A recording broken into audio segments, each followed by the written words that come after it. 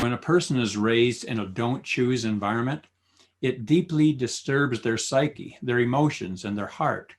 And living under such controlling authority removes choice. People who are unaware of their choices are very susceptible to addictions.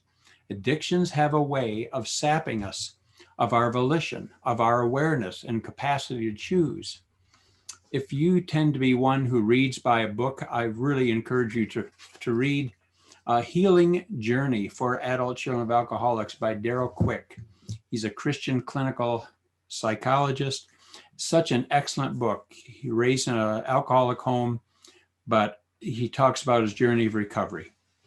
I once took a course from one of Canada's certified Christian addictions recovery specialists. It jarred me when he stated in the first 10 minutes of class, if you are breathing, you are prone to addiction.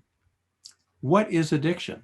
How does an addiction work? And where does choice fit into that?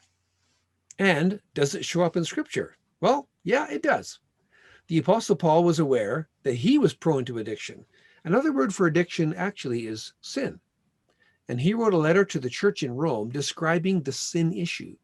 And he took a long, hard look at his deepest, darkest inner self. And what he saw there was troubling, but true. He said, I'm a slave to sin. Now, Paul wasn't just having a bad day when he wrote this description about addiction. He wasn't suffering from low self-esteem or feelings of inadequacy. He was looking in the mirror and writing a realistic assessment of himself.